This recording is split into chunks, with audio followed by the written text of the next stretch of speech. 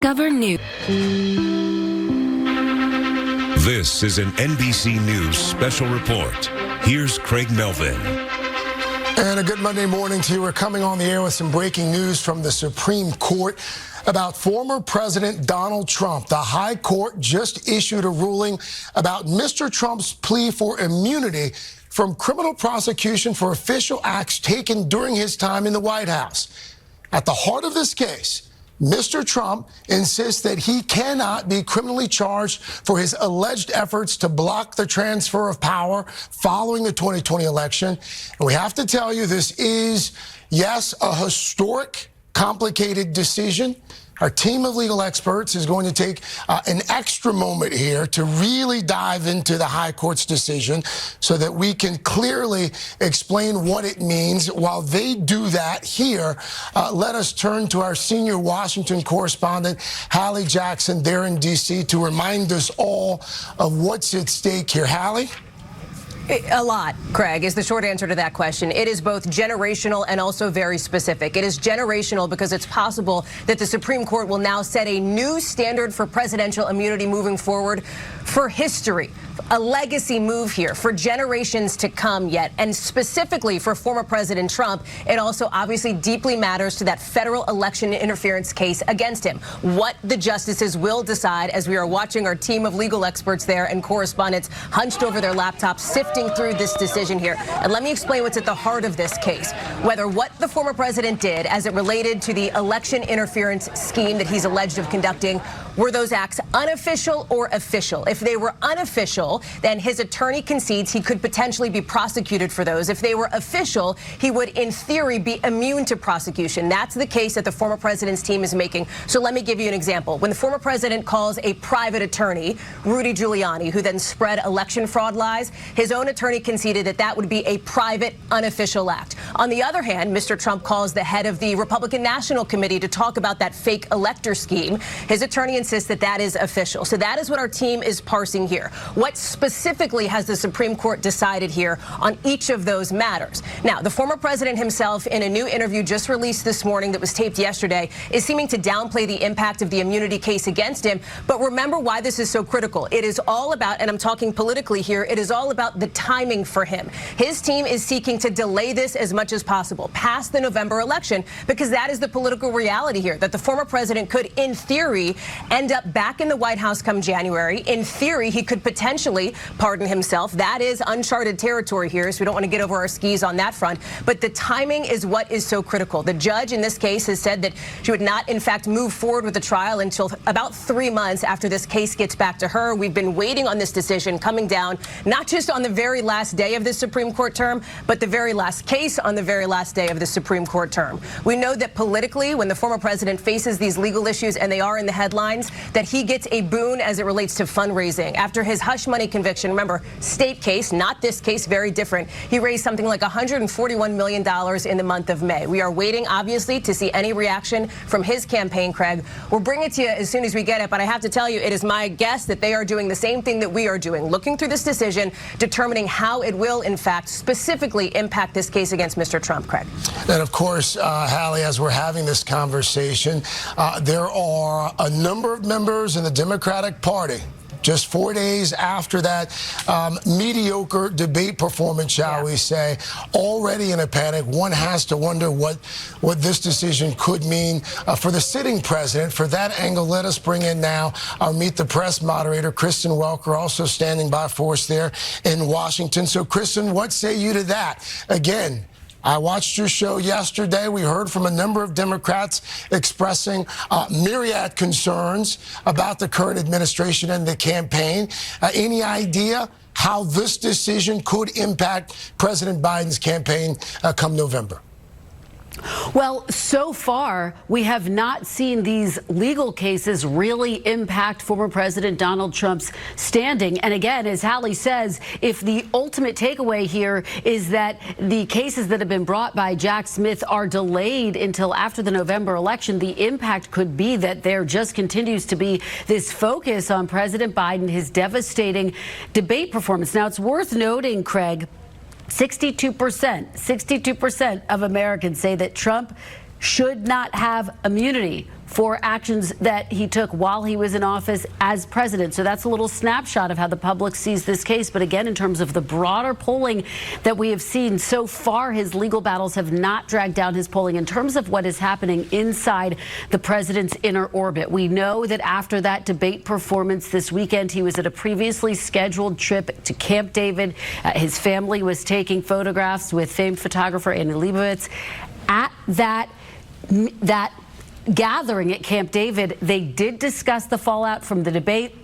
What should next steps look like? We are told that the family has urged him to stay in this race, to fight, and publicly he's been defiant. Kristen, stand by. Our crack team of legal experts, they've been sifting through this decision. Our senior legal correspondent, Laura Jarrett's been digging through it. 6-3 decision. What's the highlight? Craig, we have here a landmark decision in American history as it relates to presidential power that will define the limits of that power for generations to come. The divided court now deciding here that the former president does enjoy some immunity. There is a dispute about how much and to what extent, but what we do know is that this case is now going to go back to the lower court for further delineation about what is immune, what is official, and what is not. The Chief Justice here accusing his liberal colleagues of striking a chilling tone that's disproportionate to what the court actually does. So you see a dispute here with the liberals saying that they've gone much further than the conservatives think that they actually have gone here, but they are saying that immunity extends to official discussions between the president and his attorney general, but they're going to put it back in the hands of the lower court, Judge Chutkan, the trial court, to determine what extent Trump's remaining alleged conduct is entitled to immunity. Remember, this is the case where he's been accused of trying to overturn the last election through lies and through fraud. He has resisted that and obviously denied any wrongdoing and has said that everything he did was completely within presidential powers, then that if you don't offer immunity to presidents, then they'll just essentially be handicapped into not being able to do their job, right? That there will just be a series of recriminations with the next administration prosecuting the former one. Again, the conservative majority here saying the president does enjoy some immunity, but there is no immunity when it involves unofficial acts. So say the president committed a crime, say he killed his wife or he robbed a bank while he was in office, that's not immune. But anything having to do with things that he was doing as president, as part of those official duties, the conservative majority thinks that is immune, and therefore it now has to go back to the lower court for more process, which means more delays, which really is going to have a big effect on timing of this case to be able to get completed and finished before the November election. It sounds as if there's little to no chance that this case sees a courtroom before the November election. I need to go through it. It's a lengthy opinion. I want to see what they say, if anything, about timing, because as of right now, I don't see them acting with any alacrity. I don't see the urgency here quite yet, but we're going to work our way through and see if they address that in some respect. And I'm sure the liberal branch of this, I'm sure, has something to say about timing. Danny Savalas, I know you've also been sifting through the decision as well. What do you make of what we heard from the High Court? At first blush, this is an opinion that you might read and think, oh, there is absolute immunity, so Trump is off the hook. But it's much more nuanced than that.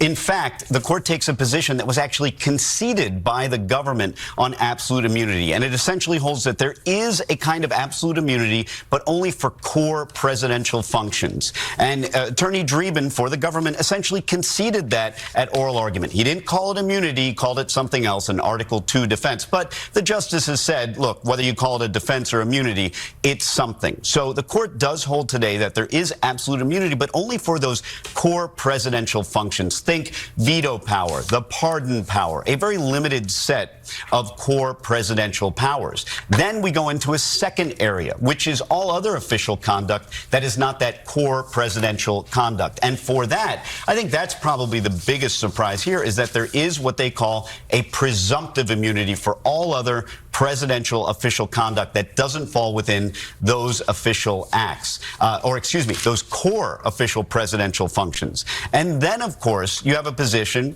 that was actually conceded by Trump's counsel, which is for purely private conduct. There is no immunity at all. So this is definitely one of those cases that once you read the first few lines and you see absolute immunity, you might think that, oh, Trump is completely in the clear. But that is not the case with this opinion. And in fact, even the holding as to absolute immunity for core presidential functions was something the government itself appeared to concede at oral argument. Catherine Christian is an NBC News legal analyst, former assistant DA at the Manhattan DA's office. It would seem that this immunity case really did come down to what the president did in his official capacity after the election and what he did in a private capacity, shall we say, after the election. Was that essentially the thesis here? Yeah, and looking at the glass as being half full, the court does say no immunity for unofficial acts. So is allegedly conspiring with private actors, private attorneys to come up with a false elector scheme, is that an official act? I doubt it, but there will be, again, we haven't gone through the whole hearing, but if this will go back to the district court, and if there's a hearing, that will be fleshed out. Will there be a trial before Election Day? I doubt it. 99% chance there will not be a trial. There might be this hearing to determine what were official acts versus what were unofficial acts, which the court clearly says there is no immunity for unofficial acts. And Laura, not to disturb you while you continue to go through the nuance here and try to parse it, but to that point, the nuance. Yeah. Let's talk about the nuance here, because you've been predicting from the beginning that this would be a nuanced decision. Because they're worried about not just Trump's case, not just the former president's case, but all cases of presidents going forward in the future, right? And so they kept bringing up the situation of the former President Obama and him ordering drone strikes on American citizens abroad. And the conservatives kept pressing. Are you saying, you know, that would mean that you could prosecute Obama for having done something like that, ordering a drone strike? So clearly part of his duties as commander in chief, right? And I think that that's sort of like the thing that they were wrestling with, is how do they make a rule that wouldn't just apply to the Trump case, but would apply to all cases going forward? And they seem to think that they have crafted that order. But of course, as it relates just functionally, as it relates to Mr. Trump, this is an enormous win for him, because they've at least drawn some battle lines and said, at least on some things, again, his interactions with his attorney general, that kind of thing is immune. The district court, this gets kicked back down. Yeah. That court will now use the guidance from the Supreme Court to sort of guide its decision. And the ball is going to be in her court in a way that she hasn't seen this case for the better part of 7 months. Remember, everything has been on ice while the court was taking this up. And the special counsel, Jack Smith, had asked for the Supreme Court to weigh in on this so much earlier so that there would be a chance to get all of this done. He wanted this case done back in March. But of course, once the court took it up, none of the lower courts had jurisdiction. And so it's going to take a while, obviously, for it now to go back down to Chutkan. She's going to have to bring everybody in. They're going to get a chance to make their arguments.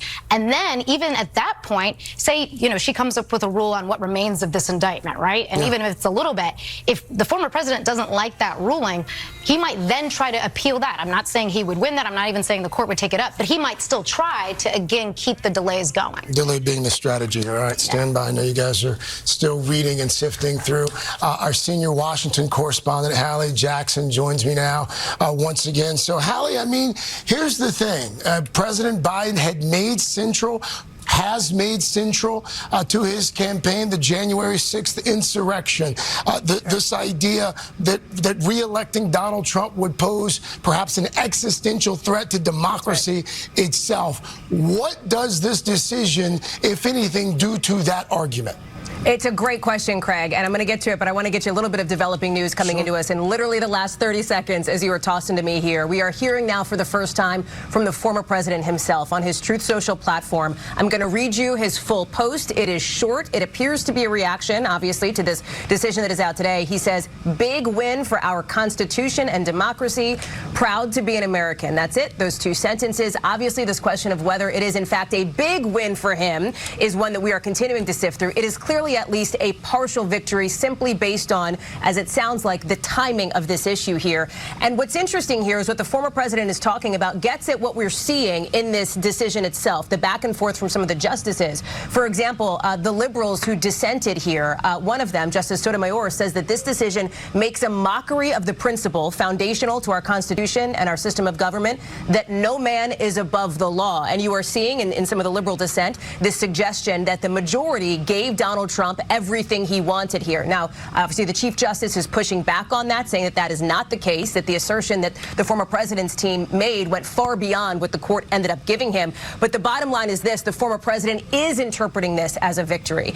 As for your question on how this impacts the race and the central argument that the president has been making, President Biden against former President Trump, you're exactly correct that this is part and parcel of the character case, of the fitness case that the Biden team has been making here. You have heard some real criticism from top Democrats about the fact that they believe the Supreme Court took this case up, took as long as it did to get through it, waited until the very last day to come out and put this decision forward when there has been a sense of urgency, they believe, on this. And you have seen this consistently ever since, what was it, March, when this first came up here, this frustration with the way that the court has decided here. You're seeing it in some of the liberal dissent. You're seeing it from those previous conversations and those previous statements from Democrats, fits into where the Biden camp has been on this all along. They have, remember, January 6th, they have tried to press this case. The topic of January 6th was one of just a few ads that the Biden camp put forward during that obviously highly watched debate on Thursday night, trying to make the case that because of what Donald Trump did in and around the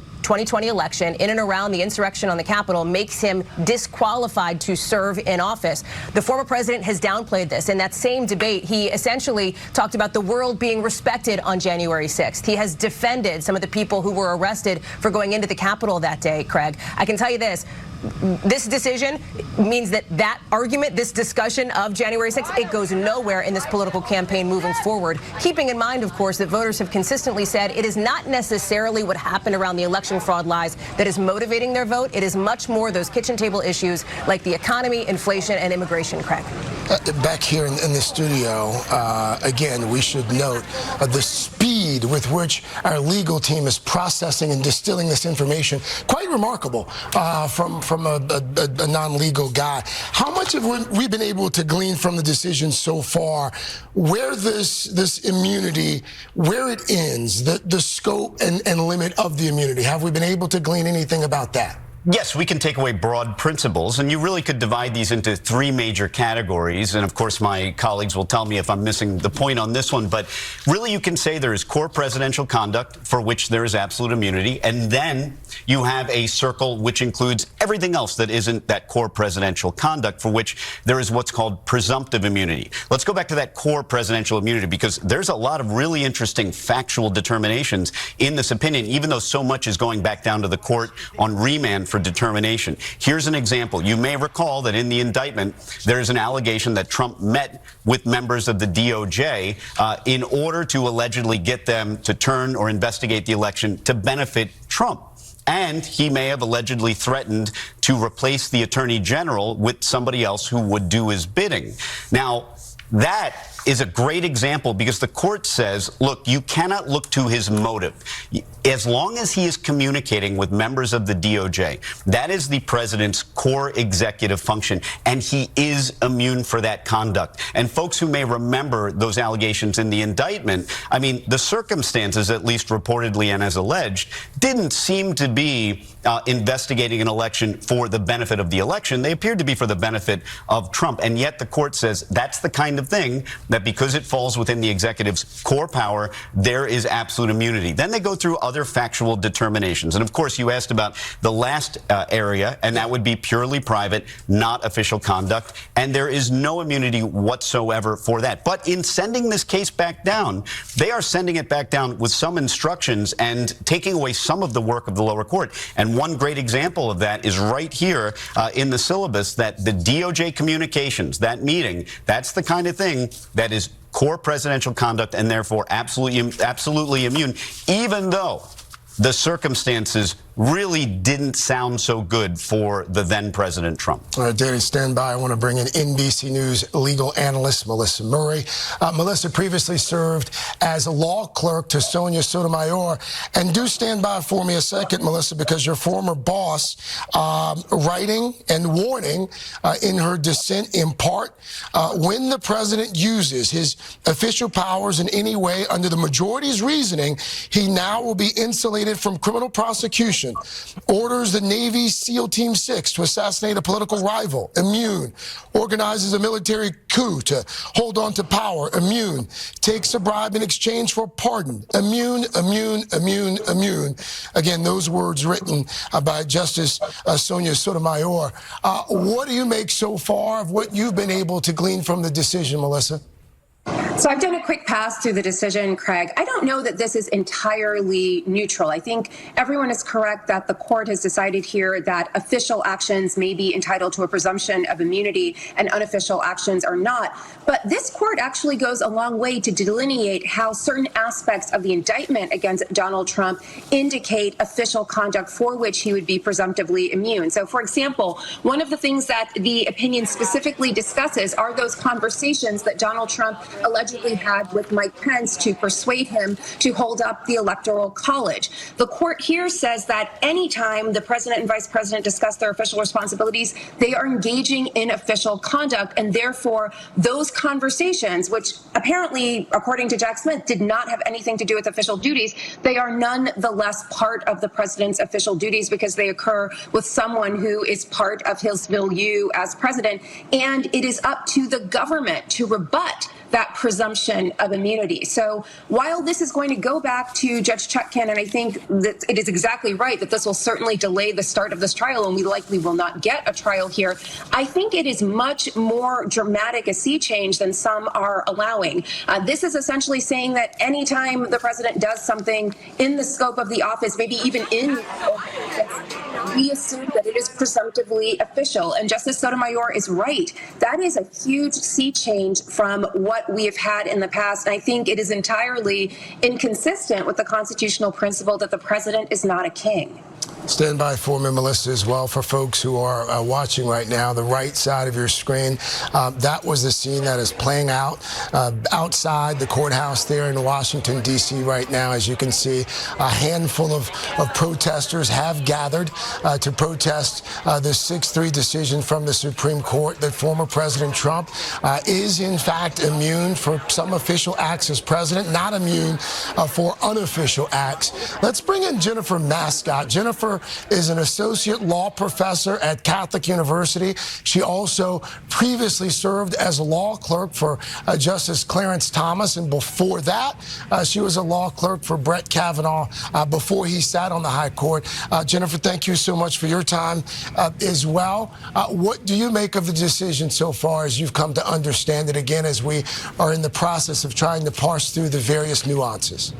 Well, thanks so much, Craig. I think the court's decision today reflects the extraordinary and unprecedented nature of this prosecution. Here we have a presidential administration that's overseeing and supervising the criminal prosecution of the president's current political rival. And I think the justices in writing the decision today and in how they defined official act are showing that they're acutely aware that this decision is going to have impact on the scope and role of the presidency, perhaps for decades to come. And so how will this play out in the lower court? Well, as Danny and Melissa and others have been saying, acts that are within the president's core functions, and that can include getting advice from his advisors, but also things like the pardon power, appointing or nominating officials, but a relatively narrow subset of duties. Those he's going to have absolute immunity. So those are off the table for criminal prosecution. But there's this much bigger well of activity, official acts, which I see the court as defining as anything that the president might be doing while he's in office, where it could, unless it's clear, manifestly and palpably clear that it's a private act, there's a presumptive immunity, and what that does is it shifts the burden of proof actually to the government on remand in the district court to have to show that by bringing that prosecution for that official act, there won't be any burden at all on the role of the presidency. And so I think, as folks are pointing out, it will make the indictment and the prosecution below much more fact-intensive, but the court has, I think, a measured decision here today, but also one that reflects the historic nature of the issues that were before it. All right, stand by for me again as we continue to look at the legal ramifications, potentially precedent that's being set here, potentially. Let us turn to the political side of this as well. Once again, Meet the Press moderator Kristen Welker joins me now. Kristen, I would imagine that responses are starting to come in from both sides of the aisle, lawmakers weighing in. What, if anything, are you hearing about what this decision could mean? Here we are, if my math is right, roughly 17 or 18 weeks out from a presidential election. Well, again, Craig, as everyone has said, this will almost undoubtedly mean a delay in these cases that former President Trump was facing. We are getting our first reaction from the Biden campaign, Craig, and it gives you a sense of their thinking and their strategy moving forward. Let me read you a part of what they say. Quote, today's ruling doesn't change the facts, so let's be very clear about what happened on January 6th. Donald Trump snapped after he lost the 2020 election and encouraged a mob to overthrow the results of a free and fair election. Trump is already running for president as a convicted felon for the very same reason he sat idly by while the mob violently attacked the Capitol. He thinks he is above the law and is willing to do anything to gain and hold on to power for himself. That is significant. Why? Because, of course, that's been the crux of President Biden's argument for why he deserves another 4 years in office. He has tried to cast Trump as a threat to the nation's democracy, as someone who potentially runs the risk of carrying out yet another January 6th. And so it is clear that Democrats are doubling down on that argument and digging into that argument. But therein lies the crux of the crisis within the Democratic Party, that in the wake of that devastating debate performance by President Biden, questions swirling, outright panic within the Democratic Party about whether President Biden is the best messenger, the best person to take on this fight. I can tell you privately, Democrats are expressing concerns. One person saying to me he cannot win, another saying this race is effectively over. So, of course, the questions become, could he, would he step down? That process, incredibly difficult, incredibly challenging. And again, right now we have seen a defiant President Biden. Our Kelly O'Donnell reporting that sources inside the campaign are considering potentially more interviews, more public visibility. But that is really the crux of this crisis, Craig. All right, Kristen, we'll come back to you in just a moment here. Again, we just heard from the dissent, Chief Justice John Roberts, also writing again here in part, at least with respect to the president's exercise of his core constitutional powers, this immunity must be absolute. The Chief Justice goes on to say, quote, the president enjoys no immunity for his unofficial acts, and not everything the president does is official. What can we glean from that? That seems to be, again, obviously I'm the only person at the table without a legal degree, but that would seem to be a bit ambiguous. It is, in part because some of the things that he is alleged to have done, it sort of have a mix of a little bit of official and a little bit not official, right? And so it is clearly, if he's putting pressure on his attorney general really is there by virtue of the fact that he put him there, right? Okay. So this is somebody who works at the pleasure of the president, effectively. Or if he's putting pressure on his vice president and putting pressure on him to disrupt the vote count in Congress. His vice president there is to, serve a constitutional role, but also really as a part of the executive branch. And so the idea being he can really do what he wants with his attorney general or his vice president. But when it comes to, for instance, putting pressure on a state official, right? Calling the former Secretary of State, Brad Raffensperger, and saying, I want you to find me 11,000 votes. Right. That's where I think it gets tricky. And that's where I think she's going to have some work to do on remand.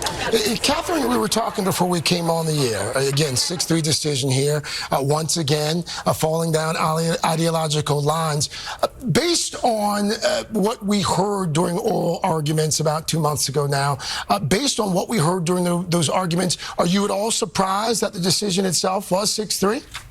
I'm a little surprised. Actually, before I said I hope that it was 9-0, and then everyone will have their own little concurrence. So I'm just a little surprised that it's defensible. Absolute immunity for official acts, presumptive immunity for, the quasi, and then none for the unofficial. But it's not a shocking decision because of the way the oral argument went. And Judge Chutkan, who moves very fast, unlike another judge, will, I think, try her best. There won't be a trial. I'll just state that emphatically. Before the election. Yeah. But there may be a hearing before the election. And then that's important because there will be people who will testify about the pressure that was put on them, allegedly. The Vice President of the United States may testify because even though the decision said that the pressure on him deserves some presumptive immunity, it still is a question whether or not that is protected. And then that's a factual issue that the Judge Chutkan will have to determine. All right, legal ramifications notwithstanding for a moment, let's talk a little bit more about the potential political ramifications of this decision. And for that, we bring in Hogan Gidley, former White House Deputy Press Secretary from the Trump administration. We also have Simone Sanders Townsend, former senior advisor and chief spokesperson for Vice President Harris as well. I'll start with you, Simone, because again, here we are just 4 days after that beyond dismal performance there from the sitting president during that debate, and now what would seem to be, potentially at least, more bad news for this administration. No? Yeah, Craig, you know, I was in Montgomery County, Pennsylvania just yesterday, along with Melissa Murray, who you just had on, and we were speaking to black women in the suburbs of Montgomery County. And one of the things unprompted that they brought up was the Supreme Court. And juxtapose that conversation with what we're seeing from this decision today. This, and I'm seeing the statements from the Biden campaign officials. I really want to wait and see what the statement from the president officially comes from, the president's statement, as well as the vice president's statement around this particular question. You know, like Hogan, I worked at the White House. I was a deputy assistant to the president, senior advisor to and spokesperson for the vice president.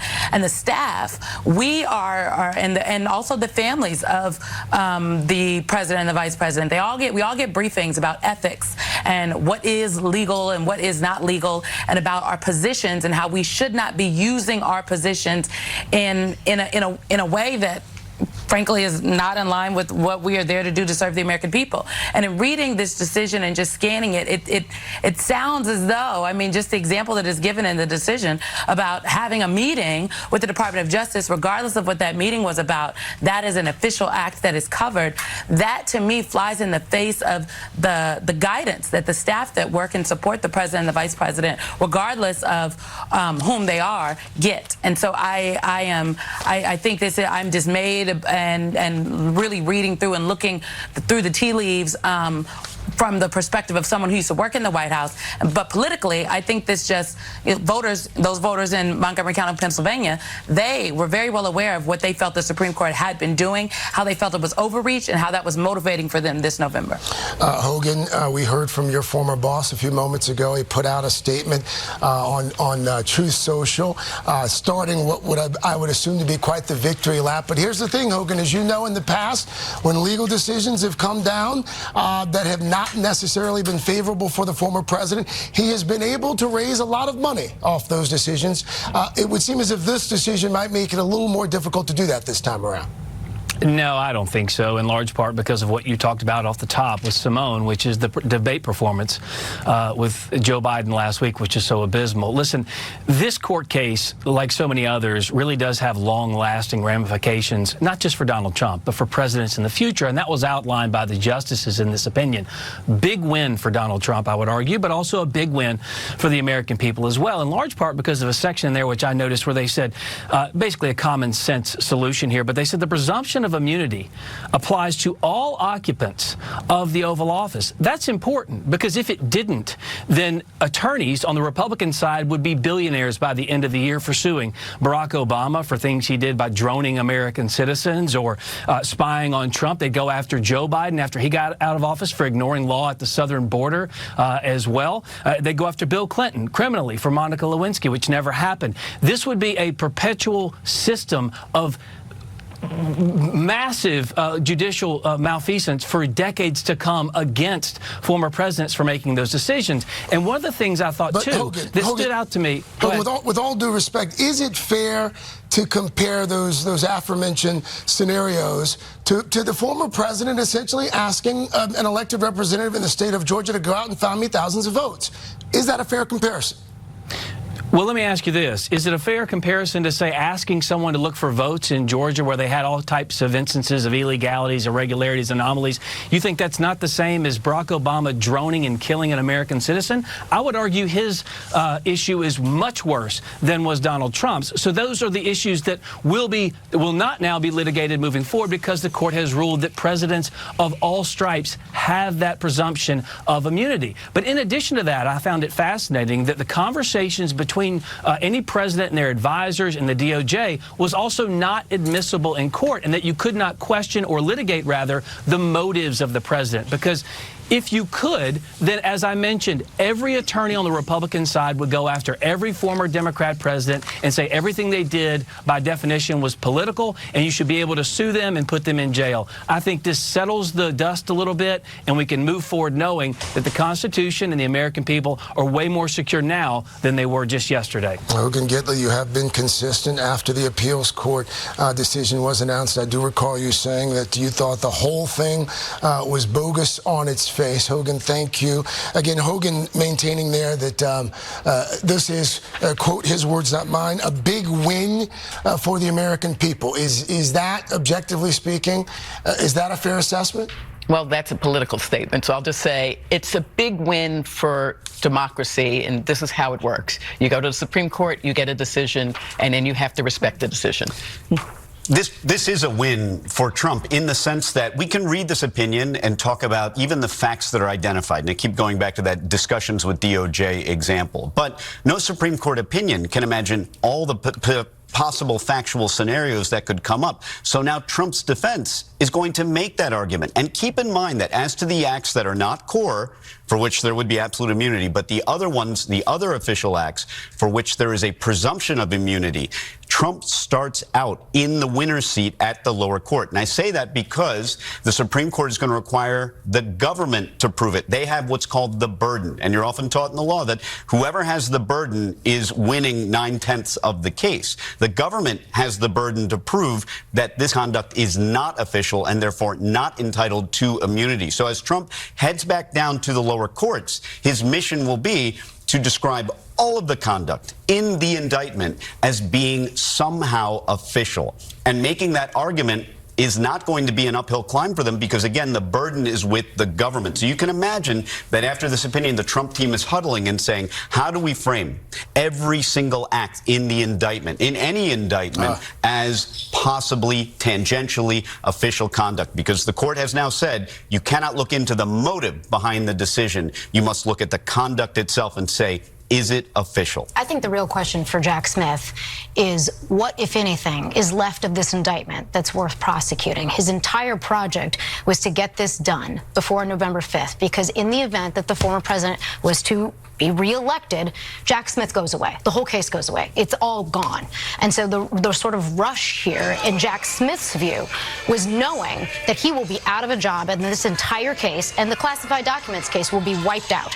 He can still be prosecuted in Georgia, although that one is indefinitely on hold as well. He's already been convicted here in New York. But the federal cases, if the former president was to be reelected, they all completely are wiped out. And so I think the challenge for Smith is to see, is there anything left here that's worth streamlining to the extent that he even can? And that's not even clear to me that he can for all the reasons Catherine outlined. But to the extent that there's anything left here, is it worth doing to try to get done before he's out of a job if the former president's reelected? All right.